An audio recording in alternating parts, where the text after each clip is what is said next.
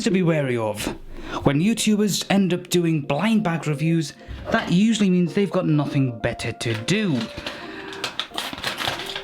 Or in some cases, they just like blind bags. Right, let's just open each of these up and then see what we've got. I'll just do this first because that's a little faster to do this on camera and ramble a little bit. We'll just put that down over there. We'll put those three over here and see what we have here. Looks like some sort of park warden type character. We'll just see what happens when we put them together. It looks like he's got a backpack. Oh, it looks like he's a hiker of some sort. That's what it's going to be.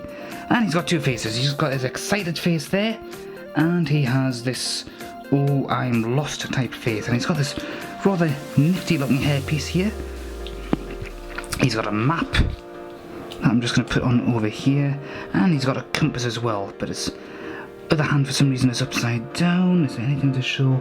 Yes, you're probably not going to be able to make it out on the camera itself unless you're looking at this. Oh, if I can get this on, it'll be a miracle. The hand just doesn't want to know. We can't even talk to the hand because the hand don't want to know here. But maybe if you've got everything set on big screen, and if the autofocus will cooperate with me for once. Okay, you're probably not going to be able to make this out at all, but you can actually see the compass direction. So we have north, where my thumb is, and east and south and west. Nice little map. That says Greeble Trail. So I'll probably just need to point that way so it's actually all aligned properly. And we'll put him on his pedestal. Nice little design going in general. Those must be his mountain boots or something, or they're just very, very dirty trousers. Nice little detail on the backpack. And I like the level of detail on the main body there. That looks quite nice. Now I've got two more of these. I don't know if it's going to be the same character or not. Let's just see what we've got in this one. Oh, thank God, it's somebody else altogether. Looks like some sort of fairy princess type person, so we'll just put that there, and hopefully the ice queen head. Oh, yeah, she's rather stern looking. Come on, autofocus, help me out here. There we go. She's rather stern looking, no second face. She's got yeah, if you're going to Lego, if you're going to insist on giving these stupid base units to simulate the skirts, give blocks that can actually, give little plates that can actually support them. You know, because every time I put a character like this on one of these things, everything just ends up falling apart. And please give us longer pegs there. That's just ridiculously, ridiculously ridiculous. That's all I can really say there. Looks like she's got two swords, so she's obviously supposed to be a fighter of some sort. I'll just take her head off for once. She's not been beaten by a worthy adversary or anything. She hasn't lost her head like many of the enemies of Queen Elizabeth I would have done when she had her way with them. She's just been deheaded for a little while to allow me to get her cloak on, but then her cloak actually starts falling apart. Alright, her cloak is basically paper. Yeah, shiny side on here, and then there's this other bit on the outside which is also shiny on one side, which is supposed to basically... I'm just going to put that down there for a side. I hate this kind of figure. I mean, the top half and the face and everything looks great, the hairpiece looks great. It's just the fact that they insist on these stupid skirt bits that just make no sense. You know, if you've got the cloak technology down so well, sometimes, why not extend that to the rest of the actual unit? Okay, so that you don't end up having all the problems I've just had. In fact, if you look at the face bit here, so I've been concentrating more on keeping the thing together and getting everything put together, it's a damn nice, beautiful, eerie type design here.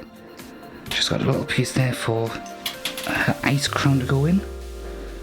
And of course, with all the different TVs and movie series that have been featuring ice-based characters of late, you can make your own jokes about a certain Disney animated feature of late, or of course you can make jokes regarding Game of Thrones type characters. Now, what the hell is she supposed to do with this? Is this supposed to go in? That's bizarre. She can either use these swords in a more traditional way, or she can hold them through these little pieces here, which I've never seen this sort of handle before. It might be something relatively new, or just... God damn it!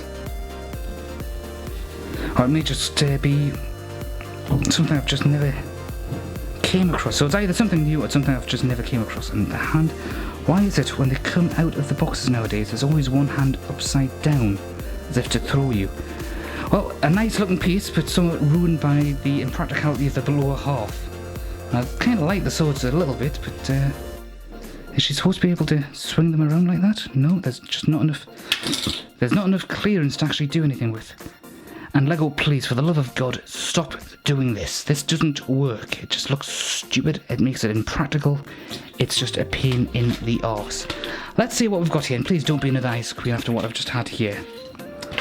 It looks like some spider-based creature type person. Ooh, he's got a magic book of spooky tales, I suppose. And it opens as well. That I wasn't expecting. That could be quite handy. Let's see what we've got here. Ooh, I've got them on backwards. That won't work. Okay, that's just the one face that I can see straight off the bat, and we've got this rather worried looking expression here.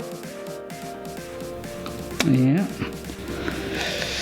And of course one hand is all wonky. Actually both of his hands were facing inwards. Let's just give him his hair. And he kind of looks like Noel Fielding. If you don't know who he is, Google is your friend. And of course we've got this spider that he can put on his hand like so, and then this book, presumably if it's opened up, then he can hold on to it.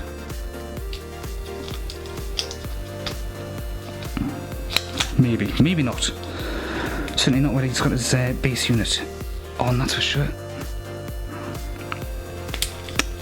Nope, that just doesn't seem to want to go. Nice idea, but I assume you need both hands for that, and that kind of defeats the point of having the spider as well. Although these all come from the same set, they don't really seem to have much of a theme. That's an ice cream, that's a creepy guy, that's a hitchhiker. Unless he's actually a mass murderer and he's going to kill and bury them somewhere, I don't really see the connection. This is a different set altogether, and this looks like it's going to be a professional wrestler.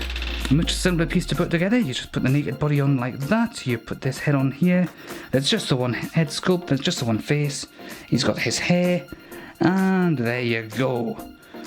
I'm gonna pile drive you into next week. Oh yeah. Or something like that. And you can tell he's a winner because he's got this cup, rather than a belt, which is what they would typically wear or have as a prize in most cases. Or at least in the wrestling that I've seen anyhow. Yeah, there you go, he's won.